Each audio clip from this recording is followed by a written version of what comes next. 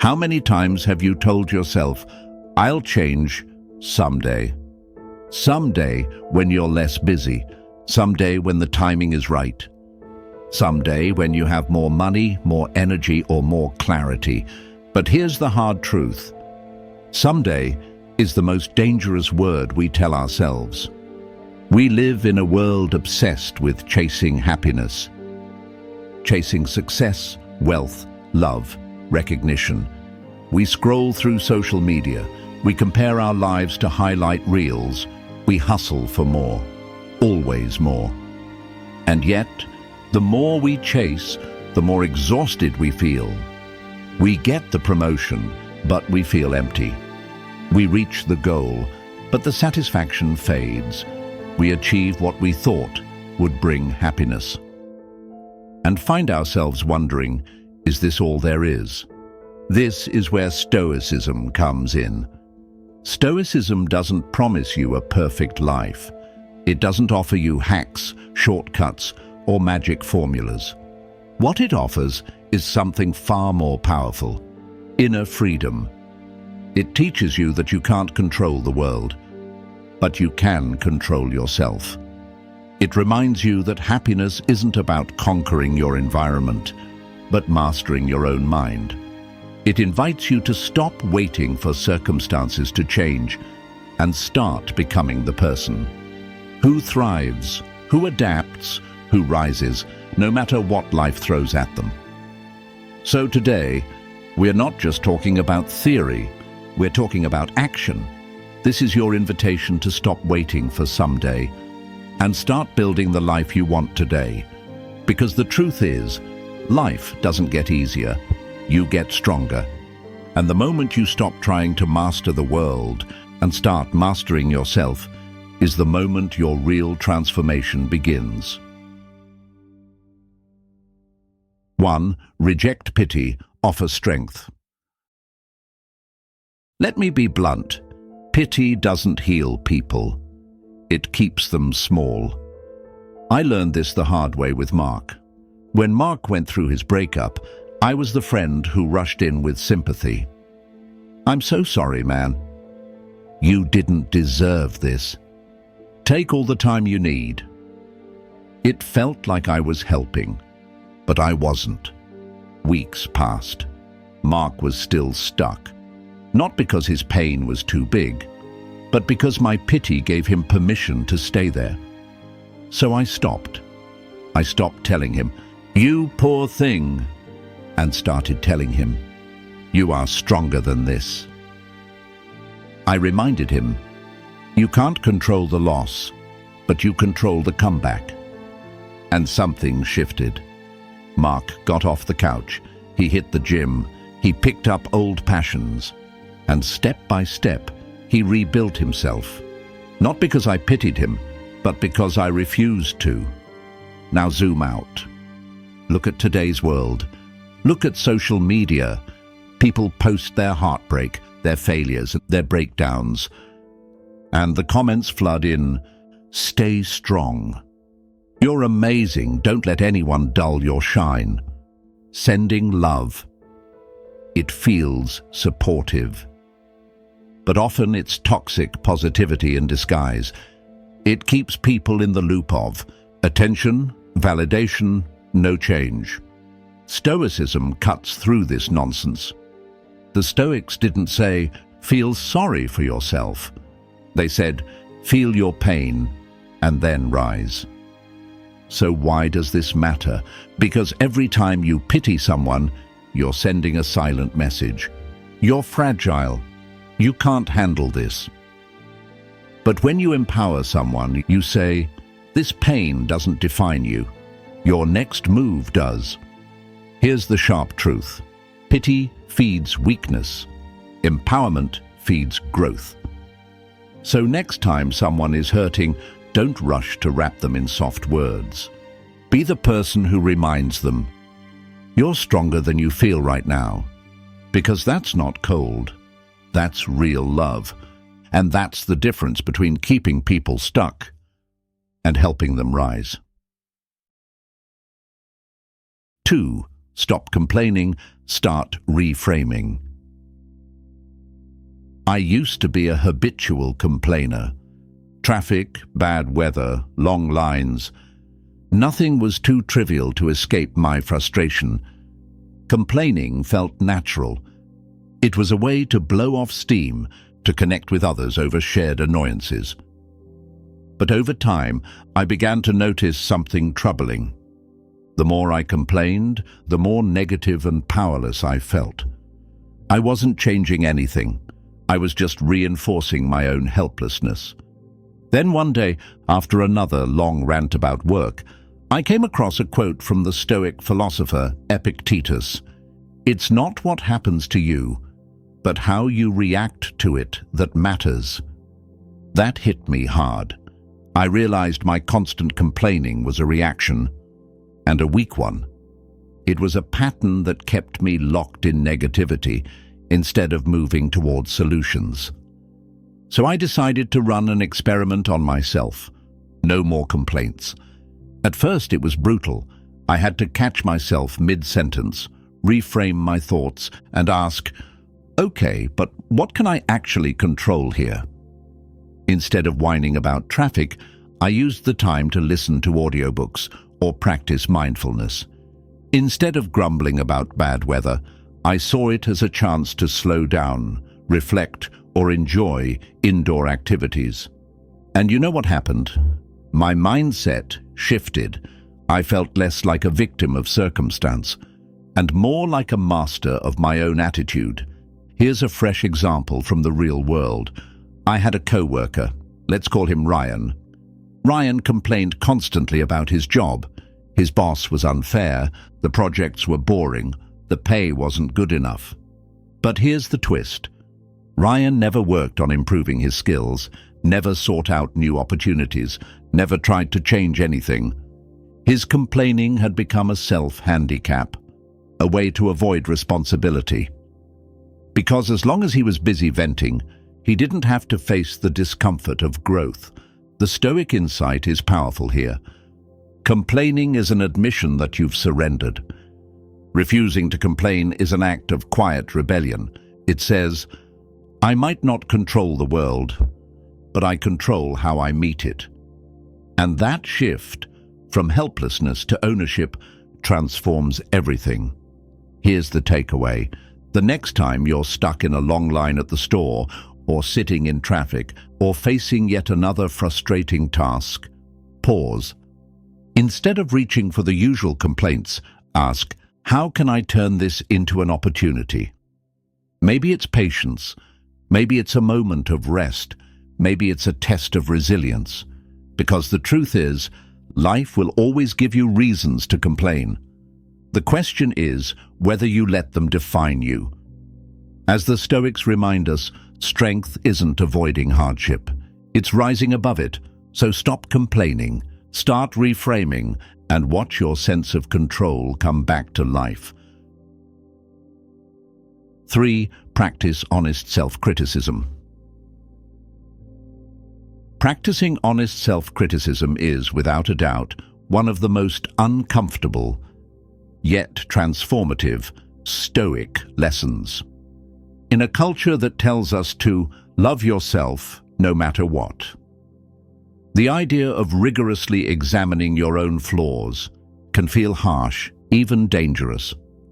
But Marcus Aurelius, one of the wisest Stoic leaders, built his personal strength on this practice. In meditations, he consistently reflected on his own impatience, pride, and shortcomings, not to tear himself down, but to hold himself to a higher standard. I used to shy away from this. Like many people, I was drawn to positive affirmations, self-love quotes, and motivational content on social media, and for a while it helped me feel good. But here's what I didn't realize. Self-love without self-honesty is just self-sabotage dressed up as empowerment. Because when you constantly tell yourself, I'm perfect as I am, you give yourself permission to ignore the parts of you that need to grow. I remember one moment that forced me to wake up. A coworker gave me some blunt feedback. You're great with ideas, but you cut people off in meetings, and it shuts down collaboration. At first I was defensive. I wanted to brush it off, tell myself they just didn't get me. But then I remembered Marcus Aurelius sitting down night after night, writing brutally honest notes to himself. So I decided to listen. I spent the next few weeks paying attention, and guess what? They were right. I was cutting people off, not out of malice, but out of excitement. And it was hurting the team. Owning that truth wasn't fun. But once I saw it clearly, I could change it. Here's what I learned. Self-criticism is not self-hatred, it's self-respect.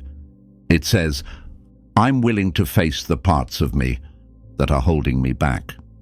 Without it, you get stuck in fake growth, where you feel good about yourself, but never actually get better. With it, you break the patterns that keep you small. The practice is simple, but not easy. Each day, ask yourself, where did I show up as my best self? Where did I fall short of my own values? What can I do better tomorrow? If you can't be honest with yourself, no external praise will ever fill the gap. So here's the challenge. Next time someone gives you tough feedback, pause, breathe, and instead of dismissing it, ask, what truth might be hiding in this? Because the Stoics knew, true power doesn't come from perfection. It comes from the courage to confront your own imperfection and rise. 4. Mindful consumption. We live in a world flooded with information, entertainment, and endless distractions. And Stoicism teaches us this simple but powerful truth. Be deliberate about what you let in. At first, when I started paying attention to what I consumed, I focused on obvious things: what I ate, what I watched, who I spent time with. I cut down on junk food. I stopped binge-watching shows that left me feeling empty. I chose relationships that energized me, not drained me. That alone made a huge difference. But then I looked deeper. The internet was where things got tricky. I used to start my day scrolling through social media, reading news updates, checking notifications. I thought I was staying informed. But in reality, I was doom scrolling. News after news, tragedy after tragedy, outrage after outrage. It wasn't just wasting time. It was wrecking my mood, lowering my dopamine, and pushing me into a mental spiral. The Stoic idea of controlling what you can and letting go of what you can't hit me hard here. I couldn't fix every global crisis, but I could control what I gave my attention to. So I made a change. I started curating my information diet. One round of news per day from reliable sources. No mindless scrolling, no falling into comment section battles. And I added one game changer: a weekly digital detox. At least one day a week, I went offline. No social media, no email, no news. Instead, I read books, took long walks, or just sat with my thoughts. The result? My anxiety dropped, my focus sharpened, my sense of presence returned. But mindful consumption isn't just digital. It's what you feed your body. It's what you let into your mind. It's who you allow into your life. Are your meals nourishing you? Are your conversations lifting you? Are your habits building you? Or are you overfeeding on noise and starving for substance? Here's the deep insight. You become what you consume. Digitally, mentally, emotionally. Every scroll, every bite, every conversation shapes the person you're becoming. And when you leave that unchecked, you slowly drift into a life that feels scattered, anxious, and unfulfilled. But when you apply Stoic discipline to consumption, you reclaim control. So here's your challenge. Curate your digital world. Eat with intention. Choose relationships wisely. Schedule one digital detox a week. And reconnect with the real world.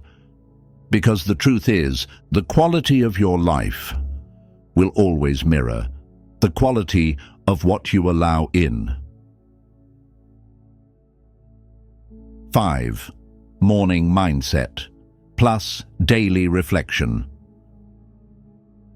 One of the most overlooked yet powerful Stoic practices is how you begin and end each day. We live in a world where mornings are chaotic. The alarm blares, we grab our phones, we check notifications, we rush out the door, already feeling behind. Evenings? They blur into endless scrolling, late-night emails, and collapsing into bed, without a moment to process what just happened. But the Stoics knew, if you don't claim your mindset, the world will claim it for you. Let's start with mornings. Instead of waking up and reacting, start with intention. Marcus Aurelius wrote, "When you arise in the morning, think of what a precious privilege it is to be alive, to breathe, to think, to enjoy, to love." Here's a simple way to apply that. Ask yourself 3 questions. What do I want to embody today? Patience, courage, focus. What am I grateful for? Not big achievements. Simple things, the people you love, the breath in your lungs, the chance to try again. What challenge can I face with courage today? Instead of dreading hard things, welcome them as your training ground. These 3 questions set the tone, anchoring you in clarity before the chaos hits.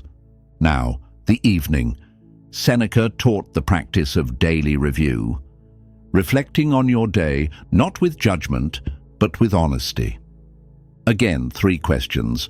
Where did I act with strength today? Maybe you stayed calm during conflict. Maybe you spoke up when it mattered. Where did I fall short?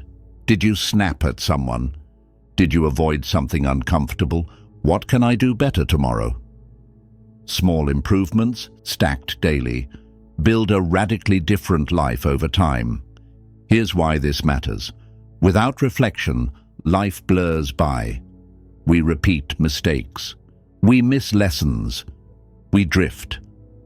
But when you reflect, you turn ordinary days into extraordinary teachers. Reflection turns experience into wisdom. It's not about perfection. It's about progress. So tomorrow morning, before you check your phone, ask your 3 questions. And tomorrow night, before you shut down, check in with yourself. Because the people who grow the fastest aren't the ones with the easiest lives. They're the ones who pause long enough to turn their life into their greatest classroom. 6. Choose your circle wisely.